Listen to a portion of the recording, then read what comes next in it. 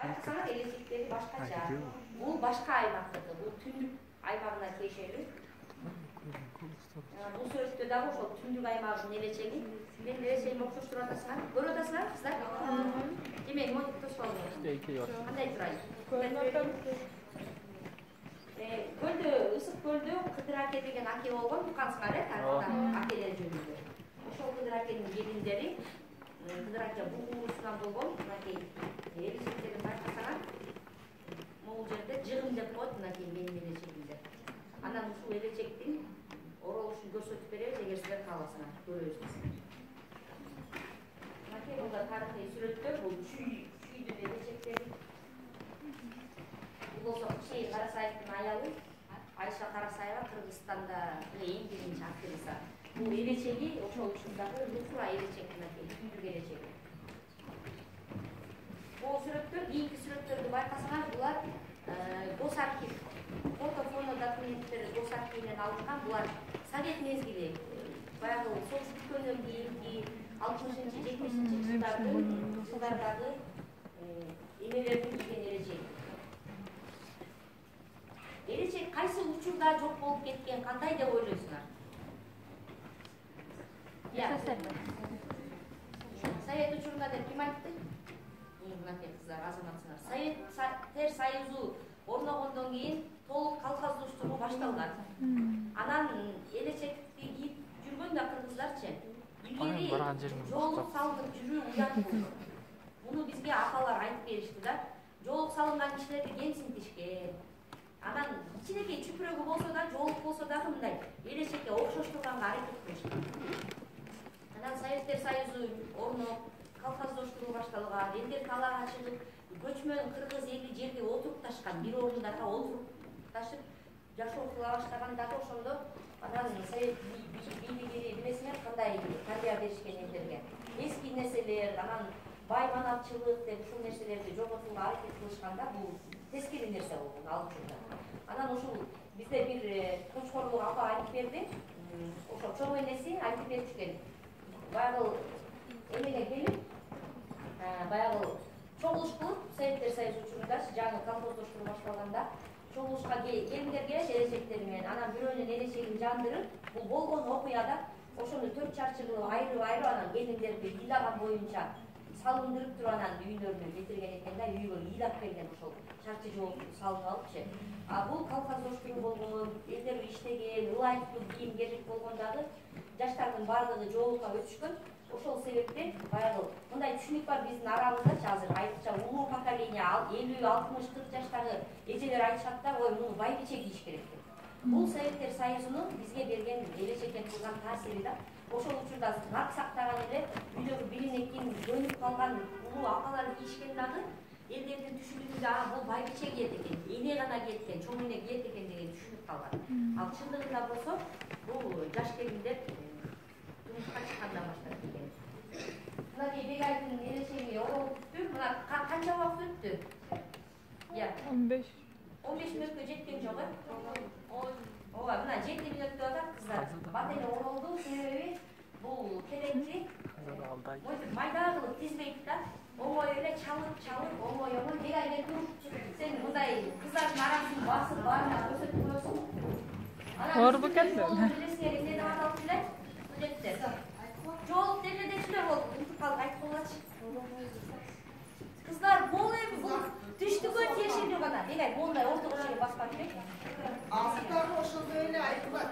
Бактылуу бол айланайын, бактылуу. Барган жерине бактам. Дүрия деп коюшат, дүрия деп коюшат. Мына жолук, могул илгерки жолук элдер. Биз ошол өзүбүздүн долбоор бакканда илгерки кыздарды чогултуп, этнографиялык музей болобуз деп атабыз. Эртеге дипломго да керек болот силерге баарына жакшыраак карап алууга. Дүрия жолук жалгыз гана түштүк аймагында бар. Аны эсиңерде тутуп калгыла. Дүрия жолукту башка аймак, башка областтарда жок. Мына мындай чыккан эле жалап аткан андана жалалап атышат Дүрия жолукту. Случайно эле жактын келини барып Дүрия жолугу менен барып калган учурлар болбосо, топ.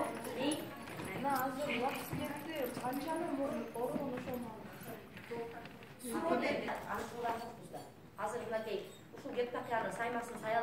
сай албайбыз. Дүрия жолдун саймасын сай алабызбы? Сай албайбыз. Аны билген апалар бар, азыр деле силерде мүмкүнчүлүк бар. Түштүктө абдан көп апалар. Силер көп нерсени ушуну үйрөнүп калып, өзүңөр үчүн жөн гана өзүңөр үчүн үйрөнүп калсаңар сонун болмок. Мынакей бул апам бул сөйкө жетирөш деп коет, муну түндүктө тагынышат, көлдөн нарында тагынышат. Апа байдын кызы болгон экен, 2 кыз экен. Атасы күйөөгө узатканда күмүш менен жабылган ат жабды. Ушундай сөйкө желбирөөчү менен толук кылып туруп күйөөгө узатат. Анан баягы байдын кызы бай жана кулакка тартканда ушул апа чоң энеси бар экен. Анан эмне кылып сактап калабыз, бул окаттарды бар кулакка тартканда бүт бардыгын жулуп кетишкен байлардан, окаттардын байлыгын бардыгын алып кетишкен. Ошондо ушул сөйкө желбирөөчү казанда кайнап аткан жарманын ичине салып ийип, жана ат жабдыкты күмүштөлгөн бир чоң энеси ооруп атыптыр да, бир жаман оору менен ооруп атыптыр, ошонун астына салып, бул ушундай бир жаман оору менен ооруп атат, эчтеке жок деп анан ошентип 2 буюмун сактап калган экен. Бул эми бирин экини эле кишилер ушинтип сактап калышканда, болбосо бардыгы тең жоголгон. Карабайсыңар, кыргыздардын ушундай материалдык байлыгы азыр муну эч ким жасай албайт. Зергерлер муну жасай алышпайт, тилекке каршы. Бул апа болсо Торкентте, Токтогулда тилекини көрсөтүп берген, башкача түрүн көрсөтүп берген.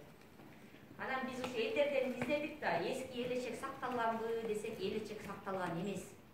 Анын себебин эмне деп ойлойсуңар? Элечек эмне үчүн сакталып калган эмес эски элечектер? Элечек. Кана ким билет? Материалдар эмнеге иштетишкен? Аны жаштарды жолдой жүргөнсүрө эң негизги нерсеси. Ооба, туура мына. Бул кепин катары оролот. Ооба, себеби кыргыздар көчүп конуп тоодон ташка жүрүшкөн, отуруп ташкан эмес. Бирин экине эле жакада бирин экине киши отуруп ташпаса, бардыгы тең көчүп конуп жүргөн. Билесиңер, мындан 100 жыл мурун гана отуруп ташкан. Биринчи отуруп ташуу кай жерден башталган? Түштүктө башталган. Биринчи отуруп ташуу. Анан башка аймактарга өткөн. Анан бул элечекти кепин катары колдонушкан, бул эң негизги себеби. Өзүнүн кепинин ар дайым жолдон эмне болот, кандай болот, өлүмгө даяр жүрүшкөн. Анан кепинди ушул ак элечек апалар ошол үйдөгү ошол эмени ошоктун ээси ар дайым кепинди башында көтөрүп жүрөт. Анан көчтү баштаганда да ким баштайт көчтү? Аял киши баштайт. Ошол журттагы эң кадыр баттуу энени көчтүн башына коет. Көрдүңөрбү, кыргыздардын аялдарга, энелерге болгон эмеси, мамилеси кандай болгон?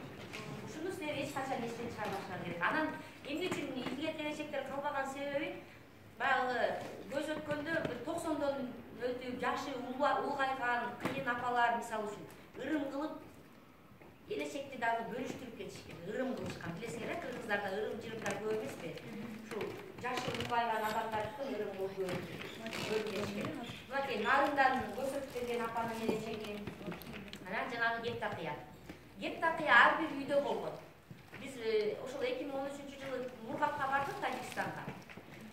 Ойлодук да эми макул Кыргызстанда жок калды, ошол жакта калса керек депчи. Тилекке каршы бир айылда 2 табылат.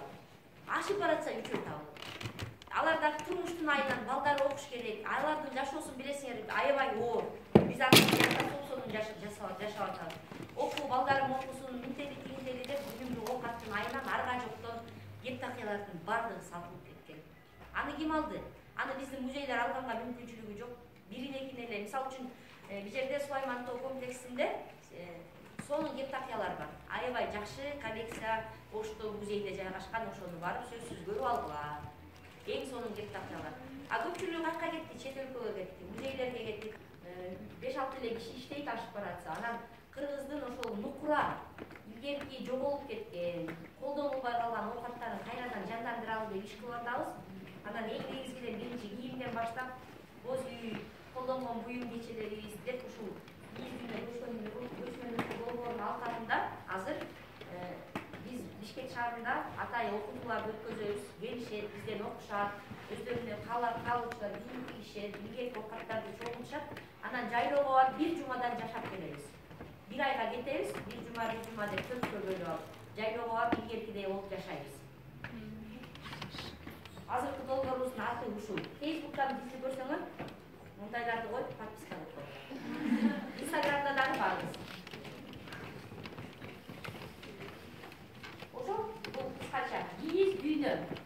Англисче тамгалар менен жазсаңар болот, орусча тамгалар менен жазсаңар.